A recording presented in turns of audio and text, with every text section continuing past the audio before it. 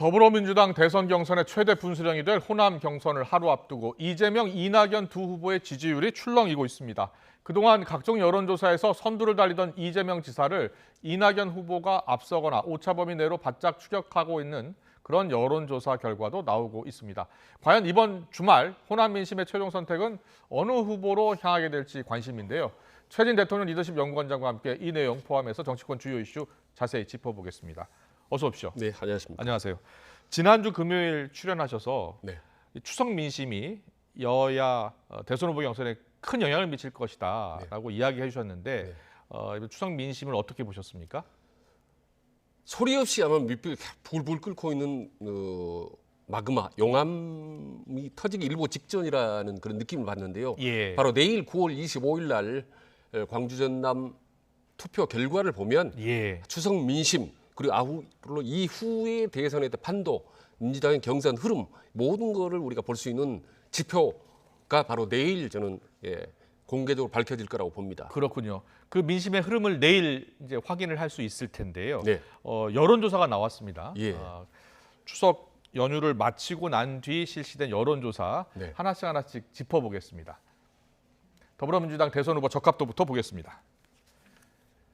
9월 9일 조사에서 35.5%였던 이재명 지사는 34.2% 나왔고요. 이낙연 전 대표 22.8%에서 30.2%로 크게 높아진 여론조사 결과가 나왔습니다. 추미애, 박용진, 김두관 순으로 나왔고요. 호남 지역만 따로 보겠습니다. 호남 지역은 이재명 지사 39.1, 이낙연 전 대표 49.7, 추미애 2.8, 박용진 1.1 이렇게 나왔습니다. MBN 매일경제 조사기관은 RN서치 조사입니다. 다음 여론조사도 볼까요? 광주 전남 여론조사인데요. 무등일보 조사입니다.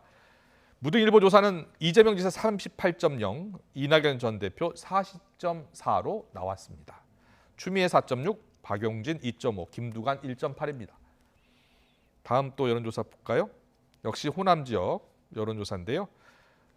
자, 여기서는 여론조사가 이재명 지사 42.3, 이낙연 전 대표 39.8 이렇게 나왔고 추미애 3.8, 박용진 2.4, 김두관 1.8 나왔고요. 광주, 전남, 전북 이렇게 보겠습니다. 이재명 지사 42.0, 전남 40.2, 전북 44.8 이렇게 나왔고 이낙연 전 대표 광주가 38.5, 전남이 44.1, 전북이 36.4 이렇게 나왔습니다. 박빙의 승부가 펼쳐지고 있는 겁니다. 네.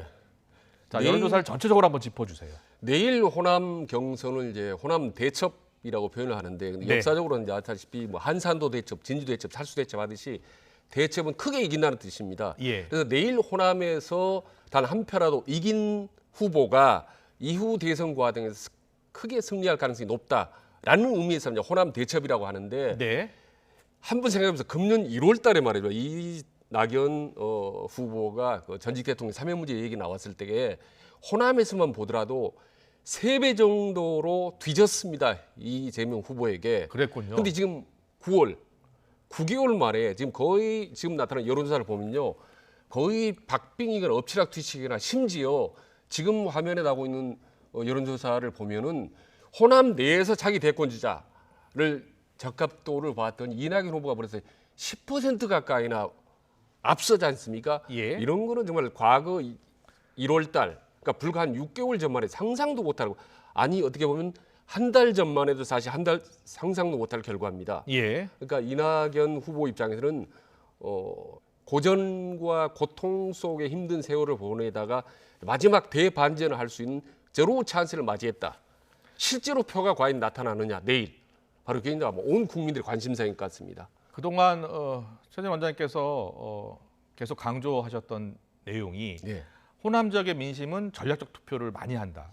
될 사람, 밀어서 될 사람을 뽑는 경향이 강하다 이렇게 이야기해 주셨잖아요. 그런 민심에서 변화가 나타나고 있는 겁니까? 그렇습니다. 왜냐하면 대장동 의혹 사건이 너무 크게 확대가 되고 있다 보니까 호남 사람 입장에서는 될 사람을 밀어주고 싶은 사람이 이재명 후보였는데 자칫 될 것 같지가 않을 수도 있다라는 우려 이런 부분이 이제 상당히 눈덩이처럼 불어나면서 두 사람 간의 격차가 확 줄어든 것 같습니다. 이재명 지사 입장에서는 그럼 이 대장동 의혹을 어떻게 하든지 예. 빨리 해소하는 게 급선무겠네요. 예, 그렇습니다. 그래서 본인은 이제 서둘러서 그걸 차단하려고 두 가지를 얘기했지 않습니까? 예. 하나는 민간 이익으로 다 갈 걸 공공이익으로 해서 5천억이라도 우리가 환수했지 않느냐. 처음 의혹 제기부터 강조했던 내용입니다. 예, 그렇습니다. 그거 하고 또 하나는 나는 조금 전에 한 톨도 의혹 하나도 예. 혹은 단돈 1원도 받지 않았다라고 딱 끊었는데 본인의 해명은 심플하지만 나오는 의혹은 복잡한 게 계속 지금 나오고 있거든요. 예. 그렇기 때문에 애당초 너무 이 대장동 사태를 좀 간단하게 예. 보지 않았는가라는 상당히 전략적 착오를 판단 착오를 하지 않았는가라는 생각이 듭니다. 예. 그런데요. 예. 내일 공개될 경선은 예. 권리당원과 대의원 투표 결과입니다. 예. 호남에서는 이제 20만 표 아니겠습니까? 네. 그런데 지금 나온 거 보면 예. 권리당원 투표율이 굉장히 낮다고 합니다. 이걸 어떻게 받아들여야 되겠습니까? 그러니까 권리당원들이 어떤 사람인가? 호남의 권리당원이라는 건 예. 상당히 정치 평론가 수준입니다. 제가 예. 너무나 많이 그 호남 지역의 대의원들을 겪어봤기 때문에 그분들 당원 중에 당비를 내는 분들이잖아요. 그렇습니다. 당비를 내고 거의 과거에 뭐 기초의원, 지방의원을 했거나 하는 정치 수준이 좋게 표현하면 아주 높은 사람들, 이 사람들이 기권을 많이 했다라는 거는 일단 민주당 자체에 대해서 너무 좀 실망한 감이 있고 예. 또 하나는 전통적으로 보면 전국으로 보면 권리당원이 약간 이재명 후보를 지지하는 경향이 높습니다. 대구 같은 경우도 63% 권리당원이 투표율이 아주 높았는데 지금까지 경선 결과를 보면요. 그렇습니다. 예. 과거에 이제 이재명 후보가 높게 나왔는데 그래서 이번 광주 전남 호남에서 권리당원의 투표율이 낮다. 오히려 지금 40% 광주 전남 그리고 전북에는 35% 아주 낮은 편입니다. 대의원 충청도하고 투표율은 비슷한데요. 84.7, 82.27이거든요. 예, 그렇습니다. 대의원 투표율은 80%가 나오는 이유는 어디에 있을까요? 그러니까 이제 대원들은 일단은 전반적으로 투표는 해서 우리 민주당을 살려야 되는 사람이 중도, 그러니까 민주당 지지층에 비교적 중도 성향이 있는 사람들은 상당 부분 좀 투표율이 좀 비교적 높은 편인데 예. 아주 강한 민주당 성향이 강한 말하자면 친 이재명 성향이 강한 권리당원의 입장에서 상 기권율, 투표율이 저렇게 높다는 것은 지금 현재까지 본세에 보면 일단은 이낙연 후보에게 좀 유리한 환경이 조성되고 있지 않느냐라는 게 저는 저 지표인 것 같습니다. 최준 원장 분석을 보면 권리당원 투표율을 봤을 때 예. 권리당원 투표율이 낮다면 예. 이것은 이재명 지사한테 불리한 결과가 나올 수 있다. 이렇게 보시는 겁니다. 예, 그렇습니다. 예. 예. 알겠습니다. 자, 그럼 좀 더 구체적으로 들어가 볼게요. 예. 지금 이낙연 전 대표가 지금까지 얻은 득표율은 30%대고요. 예. 그리고 이재명 지사가 50%대잖아요. 네. 그럼 격차가 20%포인트 이상 나고 있는 예. 상황입니다. 그런데 지금 20만 표인데 예. 권리당원 투표율이 이렇게 낮아진다면 예. 설사 이낙연 전 대표가 호남 경선에서 앞섰다고 하더라도 예. 크게 앞서지 않으면 따라잡기가 어려운 것 아닐까요? 그렇습니다. 그러니까 투표로 산술적으로 보면 이제 20만 표 차가 호남인데 거기서 10만 표 이상 앞서기는 힘듭니다. 따라잡기 예. 힘든데 그런데 경선에서 중요한 거는 흐름입니다. 상승세냐 하락세냐 예. 멈춤이냐 이게 중요한 건데 만약에 호남에서 제가 여러 번 말씀드렸지만 단 한 표라도 만약에 이낙연 후보가 이긴다면 저는 상승태를 탈 거라고 보는 거죠. 예. 왜냐하면 그 전에 워낙 표차가 크게 압도적으로 이재명 지사가 유리했기 때문에. 네. 근데 여기서 만약 한 표라도 이재명 지사가 졌다면 상당히 어떤 흐름이 꺾이는 거죠. 예. 그리고 이낙연 후보와 캠페인 참모 지지자들은 아주 날개를 달듯이 상승세를 타기 때문에 호남 대첩이라고 얘기하는 거죠. 네. 표 몇 차냐, 몇 표 차로 이기느냐, 50배 넘느냐 이게 전혀 중요한 거 아닙니다. 예. 단 한 표 차로라도 어느 쪽이 이기느냐가 너무나 중요한 거죠.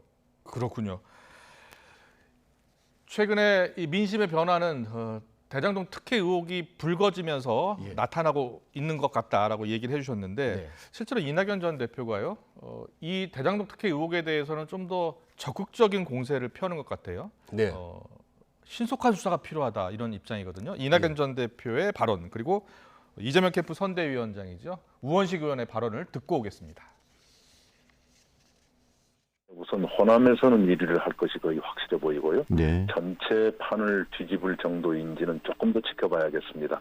욕심 같아서는 그랬으면 좋겠습니다만은 우리 호남인들의 선택이기 때문에 제가 함부로 말씀드리는 것은 도리가 아니라 생각합니다. 네, 지금 경찰이 수사를 하고 있죠. 그런데 지난 5개월 동안 미적거리지 않았느냐는 지적이 나오고 있어요. 네. 그래서 경찰 수사가 속도를 내고 또 검찰이 이렇게 손 놓고 있을 일인가 생각을 합니다. 이재명 후보 본인도 수사를 자청했고 네. 특검과 국정조사가 적절하지 않다면 남은 것은 검찰, 경찰의 수사뿐입니다.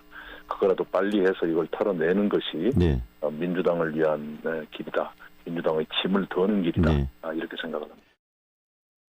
그건 이제 홍선대 위원장의 희망사항이고요. 호남의 선택 기준은 본선에서 이길 수 있는 사람이 누구냐 이런 거기 때문에 본선에서 이길 수 있는 이재명 후보에 대해서 관심을 많이 갖고 계시고요. 그리고 조금 저희도 노력하고 또 관심을 조금 더 가져주시면 과반 득표 목표를 달성하지 않을까 그런 생각을 갖고 있습니다. 본질과 관계없이 이재명 지사를 소환해서 마음대로 물고 뜯겠다 이런 의도가 있고요. 특검 마무리할 때까지 이게 여러 달 걸립니다. 그러면 대선 끝날 때까지 계속 의혹 제기하면서 대장동 의혹 대선을 만들려고 하는 얄팍한 술수죠. 네, 이재명 지사 측은 들으신 것처럼 야당이 짜놓은 프레임이다라고 주장하고 있고요. 대장동 의혹과 확실히 선을 긋고 있습니다. 반면 이낙연 전 대표는 검찰이 손 놓고 있을 때가 아니다라면서 하루 빨리 의혹을 해소해야 된다라면서 공세를 이어가고 있습니다. 양측 캠프 입장에서는 치열하게 맞붙을 수밖에 없는 상황인데요. 좀 더 길게 보면 내부에서 충돌이 일어나고 있는 상황이잖아요. 네. 이게 장기적으로 도움이 될까요? 그 어디로 튈지는 모르겠습니다만 예. 지금 중요한 거는 경선에 이제 아주 세게 막바지를 치닫고 있는데 문제는 이낙연 후보가 대장동 사건과 관련해서 이재명 후보를 강력하게 공격을 하고 있지 않습니까? 예. 이 공격하면서 머릿속으로 둘 중에 하나를 선택해야 될 겁니다. 네. 하나는 열성 친문 지지층을 흡수하느냐 아니면은 중도층을 끌어안아들느냐 예. 둘 중에 하나를 판단해야 공격의 방향이 설정이 되거든요. 네네. 그런데 지금 하는 이낙연 후보가 하는 어떤 행보로 보면 예. 일단 중도층을 잡겠다라는 쪽에 방점을 갖는 것 같아요. 왜냐? 친문 열성 지지층은 이미 여러 가지 흩어졌습니다. 이미 갈 대로 다 갔습니다. 예. 이낙연 이재명이라든 추미애라든 각각 제갈 길을 갔기 때문에 네.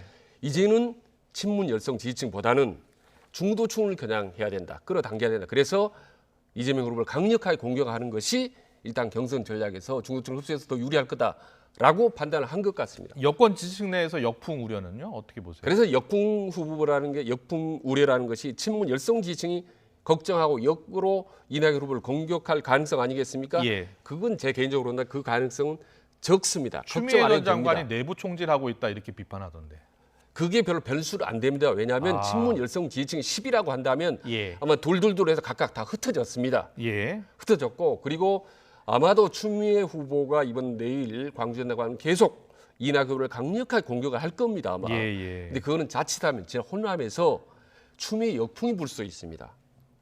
그 정도 호남의 민심이 예. 이대로 잘만 하면 이낙연으로 해볼 수도 있을 것 같다라는 민심이 지금 표로 이재명, 이낙연 엎치락뒤락 표가 지금 왔다 갔다 하고 있지 않습니까? 예. 이 와중에 추미애가 만약에 호남에서 이낙연으로 맹렬히 공격할 경우 의외로 역풍을 맞을 수 있기 때문에 상당히 아마 신중을 기해야 될 겁니다. 발언 하나하나에. 예, 이 대장동 의혹으로 지지율이 좀 흔들리니까 이재명 지사가 좀 독설을 다시 하기 시작했습니다. 그래서 독설 화법이 되살아났다.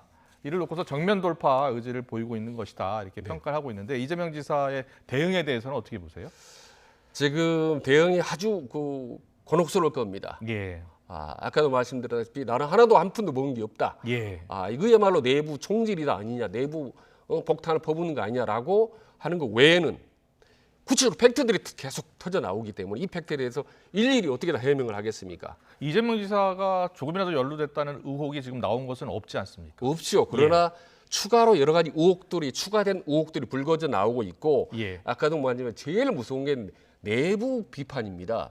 그런데 지금 이 가장 큰 경쟁자인 지금 이낙연 후보 입에서 검경 수사 얘기도 나오고 있고 그다음에 이제 야당에서 특검 얘기까지 나오고 있지 않습니까? 그렇기 때문에 이거는 일단 시기적으로 오래 갈 것 같고 그러면 호남 사람들이 걱정하는 건 전략적 투표론에서 예. 본선 우려론으로 넘어갈 수가 있다라는 거죠. 예. 본선 경쟁력에서 우리가 타격을 입을 수도 있다라고 걱정하는 순간 민심이 확 틀어질 수 있기 때문에 일단 그 여부는 내일 9월 25일 날 우리가 구체적인 수치로 확인할 수 있다라는 말씀입니다. 알겠습니다. 그러나 상당히 흔들리고 있는 건 사실 호남 민심이 예. 이렇게까지 아마 흔들린 경우는 과거에 아마 저도 본 적이 없습니다. 그렇군요. 내일 모레 잇따라 발표될 경선 결과를 좀 지켜보겠습니다. 이번엔 국민의힘 상황 보겠습니다. 어제 국민의힘 경선 2차 TV 토론이 열렸습니다. 1차 TV 토론에서 탐색전을 끝낸 국민의힘 경선 후보들 어제는 어떤 쟁점으로 맞붙었는지 주요 발언을 요약했습니다. 듣고 오겠습니다. 제가 또 살펴보니까 조국과 썸 타고 있는 게 또 있더라고요. 예. 그 8월 14일 공약 발표를 했는데 검수완박 아시죠? 검찰 수사권 박탈하겠다. 검수완박 공약을 하셨죠. 저는 그게 공약이죠. 근데 이게 조국의 검수완박이랑 똑같아요. 한 글자 다른데 네. 후보님께서는 보완 수사만 허용하는 것이고 네. 조국은 보충 수사만 허용하는 거예요. 우리 하태경 의원님은 자꾸 조국 프레임에 가두려고 하는데 조국을 가장 경멸하는 사람 중에 하나가 저입니다. 이미 사내 새끼도 아니다. 그런 망방까지 하는 사람입니다. 검수완박 공약을 취소하시면 되죠. 그거는 정세균, 이낙연, 송영길 또 우리 유승민 후보 공약까지도 짬뽕을 해놨죠. 그래 해가지고 윤 후보는 공약이 아니에요. 아닙니다. 전부 그래 해놓고 이 부동산 분야에 이번에 아이디어를 낸 것. 핵균형공학도 보니까 그거 하면서 국익우선주의라고 이야기했죠. 네. 그 제가 한 이야기입니다. 아니 국위구선이라는 말도 특허가 있습니까? 근데 소상공인 또는 코로나 회생 공약에서는 아마 제 공약이 제일 완벽한 것 같아서 고스란히 갖다 쓰신 것 같은데 맞습니다. 이 부분에 대해서는 저도 전문가들과 함께 연구를 많이 했고 별명이 하나 새로 붙은 거 알고 계십니까 혹시? 어떤 거죠? 카피 닌자라고. 의무 복무를 다녀온 우리 병사들한테 이 주택 청약에 가점을 주는 공약을 발표를 하시더라고요, 어제. 그런데 이것도 제 공약하고 똑같더라고요. 좋다고 생각하면 뺏길 수는 있다고 생각합니다. 그 공약을 이해를 하고 계시는지 모르겠습니다. 혹시 직접 주택 청약 같은 거 이렇게 통장 만들어 보신 적 있습니까? 아니 저는 뭐 집이 없어서 만들어오진 못했습니다만 집이 없으면 만들어야죠. 오히려. 네. 아니 한 번도 해본 적은 해본 적은 없습니다만은 유승민 후보님은 좀 아픈 질문을 좀 하겠습니다. 양해하십시오. 구미 박정희 대통령 생가에 갔을 때 참 봉변을 당하셨는데 그 배신자 프레임을 어떻게 풀어 나가실 생각이십니까? 저는 탄핵, 박근혜 이 문제에 대해서 저는 홍 후보님 같이 그렇게 여러 번 말을 바꾸지 않았습니다. 저는 일관되게 저는 탄핵은 제 양심과 소신에 따라서 정당했다고 말씀드렸고 홍 후보님께서 박근혜 전 대통령을 유리할 때는 이용을 했다가 불리할 때는 그냥 뱉어버리는 그런 식으로 여러 번 말을 바꾼 데 대해서 정말 정치인이 어떻게 저러실 수 있나 싶습니다. 그럼 배신자 프레임을 계속 안고 나가시겠다. 홍 후보님 같은 분이 어떻게 보면 진정한 배신자죠. 그렇게 말을 바꾸면 그게 배신이지. 그런데 그게 소신입니까? 아니 제가 제가 배신자라면 배신자면 홍 후보님 제가 배신자면 최순실이가 중신입니까? 네, 어떻게 들으셨습니까? 2차 TV 토론. 어제 상당히 치열한 공방이 오갔는데 역시 지금 양강으로 불리죠. 윤석열 전 총장, 홍준표 의원에게 질문이 집중되는 모양새였습니다. 먼저 윤 전 총장, 어제 보면 공약 표절 논란이 붙었어요. 예. 그래서 여러 후보에 제기가 됐고 윤 전 총장은 이렇게 얘기하더라고요. 공약에 특허가 있는 것이냐 이렇게 맞받아쳤는데 어떻게 보셨어요? 저는 지금 국민 후보가 8명 아닙니까? 예. 근데 윤석열 후보 빼면 이제 7명인데 7명 중에 3명 후보가 내 공약이 표절됐다고 주장하지 않습니까? 예. 그거는 아무리 생각을 해도 좀 너무 좀 심하지 않나. 윤석열 후보 입장에서 만약에 그게 알고도 그 공약을 차용, 좋은 말로 차용하고 카피 복사를 했다면 예. 그건 뭐 도의에 어긋나는 거고 만약 모르고 했다면 그건 정말 일부 공약은 수치까지 똑같다고 하더라고요. 예, 그렇습니다. 뭐 예. 어떤 그 토시까지도 갔다는 예. 얘기였는데 그거는 뭐 사실 있을 수 없는 거죠. 그리고 이제 윤석열 후보가 제일 지금 아킬레스건이 대통령이 되기에는 좀 준비 부족하다. 국정 능력이 있을까라는 부분인데 예. 그 부분을 그냥 적나라하게 어떻게 보면 노출하다시피 해버린 부분이죠. 아까 홍준표 후보 나오는데 뭐 국익 우선주의라는 표현도 예. 활용을 할 좀 바꿀 수도 있습니다. 얼마든지 국가 예. 이익이 뭐 예. 제일주의라든지 조금 다른 표현을 하는데 똑같은 표현을 그렇게 같이 쓴다는 거는 도의적으로도 맞지 않고 또 본인이 국정 능력이 좀 부족하다라는 거를 알릴 수 있는 거기 때문에 앞으로 이런 부분을 보완하는 것, 국민들에게 나는 능력이 있다라는 것 3차, 4차 TV 토론에서 보여주는 것이 저는 윤석열 후보의 최대 저는 장애물이고 과제라고 봅니다. 근데 윤석열 전 총장 어제 발언 가운데 청약 통장 발언이 지금 논란이 되고 있습니다. 이 부동산 공약을 내놓고도 주택 청약 제도를 정말 모르고 있는 것 아닌가? 예, 저는 청약 해본 적 있느냐 그랬더니 집이 없어서 이런 이야기를 하더라고요. 예, 집이 없는 사람이 이제 청약 통장을 하는 그러니까요. 건데 어떻게 보면 이제 너무 쉬운 참 경제 ABC인데 그 부분에 대해서 저렇게 좀 뭐라고 해야 되나 설화도 아니고 말이죠. 좀 말이 엇갈리는 건데 근데 이게 지금 한두 번이 아니지 않습니까? 준비 부족 아니냐라는 지적이 계속 나오는 예, 거예요. 그럼 뭐 아프리카 일부터 시작해서 뭐 예. 주 120일부터 해서 뭐 일일 뭐 실언이라고 할 정도로 실언이 많은데 말실수나 사실 막말이나 망언 이런 것보다 더 무서운 게 대통령으로서 국정 능력 부족 의혹이거든요. 예. 진짜로 부족하면 큰일 아니겠습니까? 근데 자꾸 부족한 듯한 모습을 드러내는 거는 참 국민들 입장에서 보면 정말 아슬아슬하죠. 예. 홍준표 의원 잠깐 볼까요? 홍준표 의원 같은 경우에 조국 수홍 논란이 계속 일고 있잖아요. 예. 실제로 이 조국 수홍 논란이 이 최근 지지율 주춤한 예. 원인이 되고 있다 이렇게 보세요? 예, 홍준표 후보가 바른 의도는 상관없이 일단 조국 과잉 수사 발언 논란은 예. 절대 발언 본인한테는 실이 되고 아주 큰 마이너스입니다. 그런데 예. 다행스럽게도 빨리 빠져나온 거죠. 거의 2차 토론 때 보니까 발언 세게 했다고 말이죠. 본인이 예. 제일 경멸하는 사람이 조국이다. 예, 그렇게 그리고 아까 이야기했죠. 막말까지 뭐 XX라고 얘기할 예. 정도로 조국에 대해서 선을 그었기 때문에 아슬아슬하게 이른바 조국 프레임으로부터 탈출을 한 것 같고요. 예. 앞으로 아무튼 뭐 2030 세대나 국민힘에 있어서 일단 조국에 관한 하는 예. 확실하게 손을 긋는 것이 유리하고 당연히 그렇게 가야 되는 거죠. 그게 이제 보수의 흐름이기 때문에 그렇다고 봅니다. 알겠습니다. 그러면 홍준표 의원이 전략적으로 실수한 거네요? 그렇죠. 발언 실수한 거죠. 예. 그래서 서둘러 이제 본인 이제 탈출한 거죠. 네. 그 부분에 대해서는. 알겠습니다. 정치권 이슈 여기까지 듣겠습니다. 최진 대통령 리더십 연구원장과 함께했습니다. 잘 들었습니다. 예, 고맙습니다.